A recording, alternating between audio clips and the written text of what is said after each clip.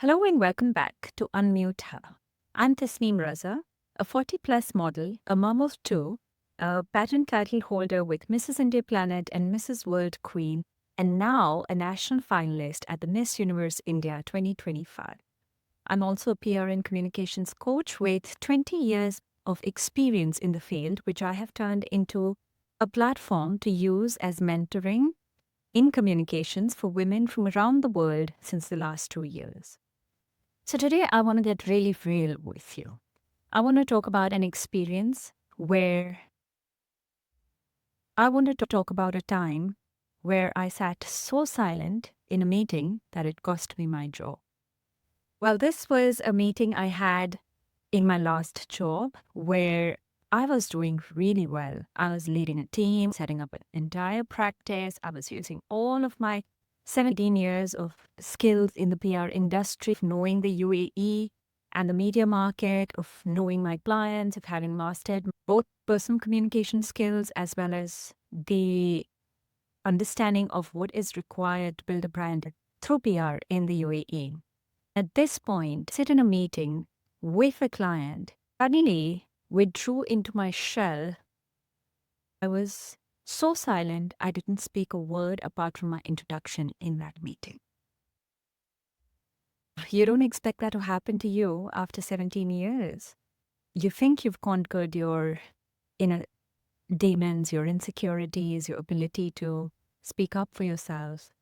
But you find yourself in situations where you can get so muted that you are invisible. Why exactly did that happen to me? Was it that I didn't know what I was talking about? Or I didn't know the subject? No, not really. That isn't true at all. In fact, I knew the subject better than anyone else. But the reason I went quiet was that the people around me were taking up the space. I couldn't fight that energy, which was loud and strong, to weave my way in and speak as well.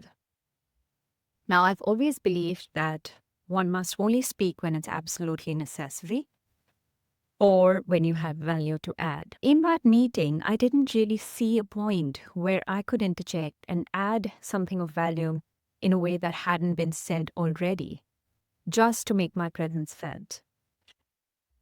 Hi there, that's my little cat Daisy.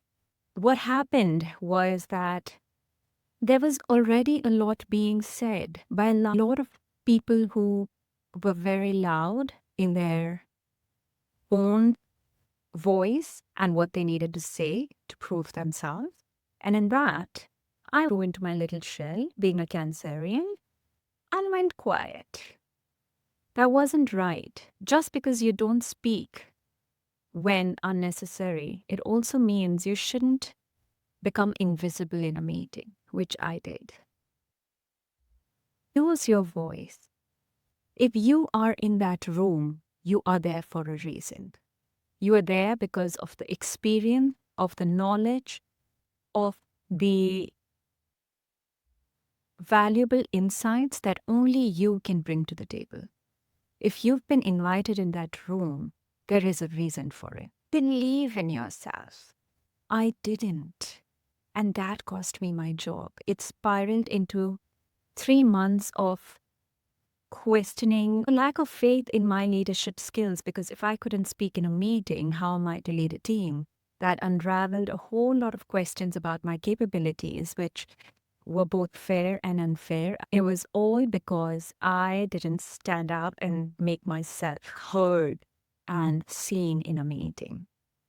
Long story short, it led to a point where the relationship was so sour that I couldn't sustain that relationship anymore. And I really needed to make my exit with my head held high, rather than allow that relationship to reach a point where it would only go south. And better off, because of that incident, I've learned a valuable skill in my life to speak up, to never be invisible, to never allow myself to be overshadowed by someone who is stronger, louder, and bolder than I am. That's okay. They have their space.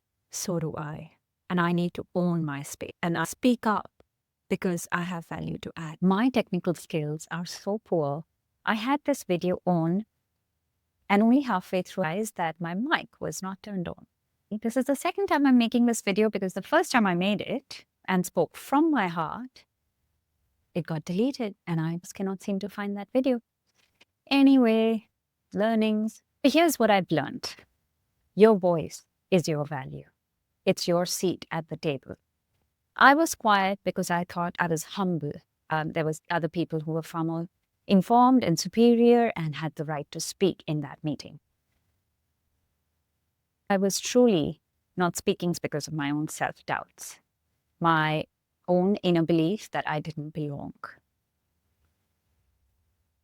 It's not that I didn't know the answer. It's not that I didn't know what needed to be spoken about. I did. I had the expertise and the knowledge. I just didn't have the self-belief. That moment taught me that if I don't believe in myself, no one else will. And if I don't speak for myself, no one will know the value I bring. My voice is not just me presenting an opinion. It's me saying, I am here, I belong, this is my seat at the table, and I own it. The second thing I learned is that experience is nothing without self-confidence. In that meeting, I had done the work, but I hadn't done the inner work. Confidence isn't the absence of fear. It is showing up anyway, preparing, working hard, making the effort to speak up even when you're afraid. It's about practicing, pushing through. Because here's the thing about confidence. It's not built through words, it's built through action. And when you take that action, you emerge more confident and stronger. So what I needed to have done in that meeting is prepared. Of course, there was preparation that went in about who am I meeting and a presentation that had been put together. But I allowed my boss to dictate how that meeting would go. What I have learned is that I need to decide how a meeting would go. If I'm in that room, I need to have questions, statements, or points of view prepared beforehand that I should be willing to share and ready to ask in that moment. And it's okay to be wrong. It's okay if your questions are not perfect or if insights you've offered are not right. But what's more important is to speak up rather than be silent out of fear of being wrong.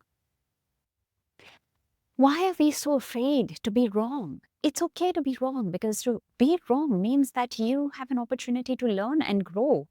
But I was so afraid that I didn't even speak and I was wrong anyway. So I would think preparation is the third key lesson I learned. Every meeting that I go into now comes with pre-preparation of what am I going to say, questions that I'm going to ask, studies that I have done already on the company or the people that I'm meeting, just so that I am so well prepared that I shouldn't leave a single doubt before leaving that meeting.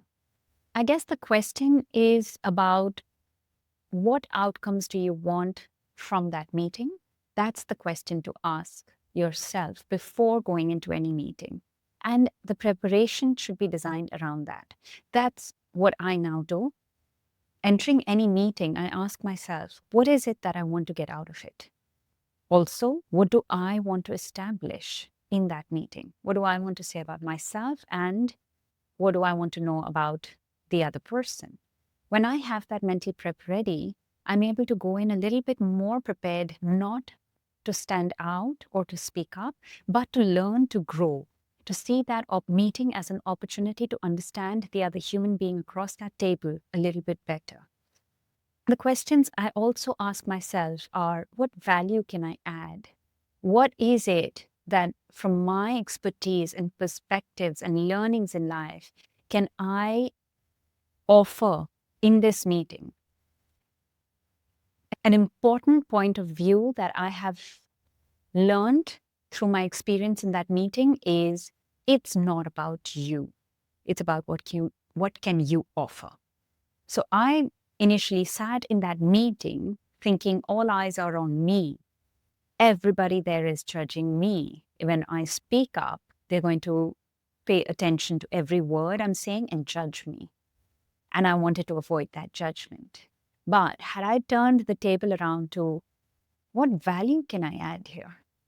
What about my experience and learnings can be valuable to this company or the person that I'm meeting? Now, if I had that perspective of looking outward rather than inward, I might have been able to speak a little bit more and contribute more in that meeting. Speak, not because you're the loudest, but because you could have a unique perspective to add that could change the game. Here are my key takeaways. Belief before learnings. Self-belief is everything. If you don't believe in yourself, no one else will. Preparation matters. Prepare yourself so that you are not caught off guard in any way, so that you have already thought of the things that you want to learn and what outcomes you want from that meeting. And 3, think outward. It's not about who's watching you, but about what you can learn, gain, and offer. So that's about my meeting and how it changed my life for the better, I would think, because since that moment, my life has been really never the same. After leaving my job, the most unexpected things happened. I entered modeling, pageantry, and freelancing, and I'm living the most colorful, full of adventure life. So all in all, it was a good thing.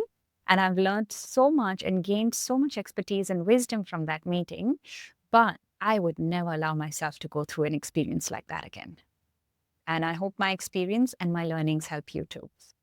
So please share, have you ever been in a meeting where you have felt so out of depth that you just stayed quiet and never spoken up? Has that ever happened to you, maybe even in a personal setting? I would really love to know. Please share your thoughts in the comments below. Like and subscribe because your love would mean the world to me. Until next time, remember to unmute her and remember that her is you.